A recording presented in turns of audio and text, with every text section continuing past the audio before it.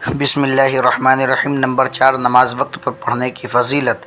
ہم سے ابو ولید ہشام بن عبد الملک نے بیان کیا، کہا ہم سے شعبہ نے، انہوں نے کہا کہ مجھے ولید بن اعزار کوفی نے خبر دی، کہا کہ میں نے ابو عمر وشیبانی سے سنا، وہ کہتے ہیں کہ میں نے اس گھر کے مالک سے سنا، آپ عبداللہ ابن مسعود رضی اللہ تعالیٰ عنہ کے گھر کی طرف اشارہ کرتے تھے۔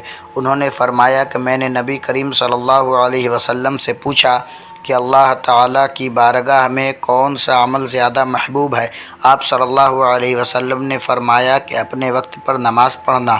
پھر پوچھا، اس کے بعد فرمایا والدین کے ساتھ نیک معاملہ رکھنا۔ پوچھا، اس کے بعد آپ صلی اللہ علیہ وسلم نے فرمایا کہ اللہ کی راہ میں جہاد کرنا۔